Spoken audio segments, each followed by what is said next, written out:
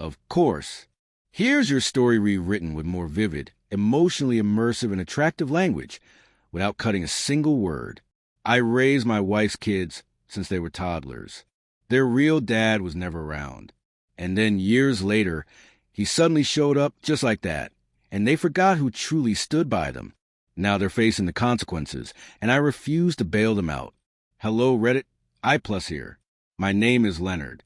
I'm 52 years old, and for nearly 2 decades, I played a role I was never asked to audition for, but I gave it everything I had anyway. When I met Clara, she was a single mother with 2 toddlers, Noah and Ava. She told me their father had walked out when Ava was just 6 months old. No goodbye, no child support, no birthdays. Just vanished. At the time, I didn't think twice. I was 31, had a steady job as a mechanic, owned a modest home on the edge of town, and I was ready to build something meaningful. Even though those kids weren't mine, they slowly became my whole world. Clara and I got married 2 years into our relationship. By then, the kids were already calling me Dad. Ava used to curl up on my chest and fall asleep after daycare, and Noah would follow me everywhere, even when I mowed the lawn, pushing his little toy mower right behind me. I remember every scraped knee, every late-night ER visit, every school play, heartbreak, graduation.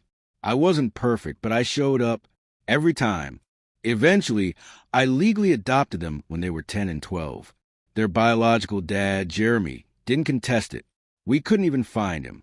I figured, good riddance. A ghost doesn't get to haunt the living. Fast forward. Life wasn't always easy. Clara and I had our rough patches, especially when it came to money. She stopped working when Ava started high school, citing mental health struggles. I respected that, but it meant I had to work longer hours at the shop. I still didn't complain. I did what I had to. I provided. I kept the lights on. I held everything together.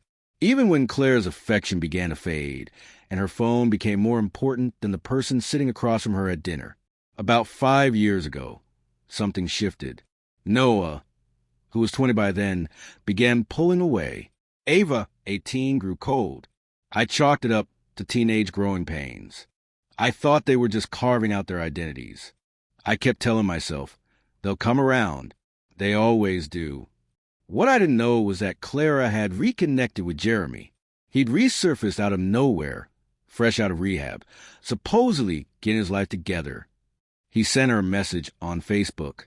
I didn't find out for nearly a year, not until I came home early and overheard her talking to him on the phone. I didn't even get angry, just gutted. She told me she was just being supportive. But when I asked why she'd hidden from me, she turned the blame on me, called me insecure, paranoid. A month later, Noah moved in with Jeremy, the man who'd never shown up to one birthday party, who'd disappeared without a trace, was suddenly Father of the Year. He bought Noah a used car, took him to a couple of baseball games, and just like that, 2 decades of my devotion vanished. Ava followed a year later. I found out through her social media posts where she started calling him Dad. That one cut like a blade. I was the one who taught her how to ride a bike. I stayed up all night when she had the flu. I was there for every little heartbreak. And now, I was just Leonard. Then Clara delivered the final blow. She wanted a trial separation, said we'd grown apart, that maybe we rushed into marriage. After 20 years. 20. She moved in with a friend, and just like that, I was alone, in the home I had built for them. The divorce followed soon after. She didn't fight for much. She didn't need to. She had the kids' loyalty. I kept the house. Alone. 2 years passed. Not a single call. Not a single message. I buried myself in work, took better care of my health, even started dating quietly. I traveled some, laughed again. I was healing. Then one night, the phone rang. Noah. I stared at the screen, stunned. I almost didn't pick up, but curiosity got the better of me. He sounded panicked, said he needed help. Money. Apparently, Jeremy had convinced them both, Noah and Ava, to invest in some surefire crypto scheme. It was a scam. Jeremy disappeared again. They lost everything. Ava had dropped out of college to go all in. Clara had co-signed a loan. Now, debt collectors were knocking, and they were looking to me, the man they cast aside. I asked him one question. Did he ever tuck you in after a nightmare? Noah paused. Did he ever sit through a parent-teacher meeting where they called you disruptive but brilliant? Silence. Did he ever sleep in a hospital chair all night when Ava had that asthma scare? No, I did all of that. And you threw me away the second he came back with a fake smile and empty promises. So no, I won't be bailing anyone out. I was your father when it mattered. But now I'm done. I hung up. It's been a year since that call. They haven't tried again. Word around town is Jeremy skipped out on more than just them. Clara lost her car. Ava's working retail, trying to crawl out from under the debt. Noah moved back in with Clara. They're barely scraping by. And me? I'm doing okay. Sometimes I still think of them. I'll see a dad pushing a stroller in the park and feel that familiar ache. But I don't regret walking away. Because you can't save people who choose to forget the ones who stood by them. I raised those kids with every ounce of love I had. I didn't need blood to be their father. But apparently, blood was all it took for them to forget me. And now, they're learning what it feels like to be left behind. Just like he did to them. Just like they did to me.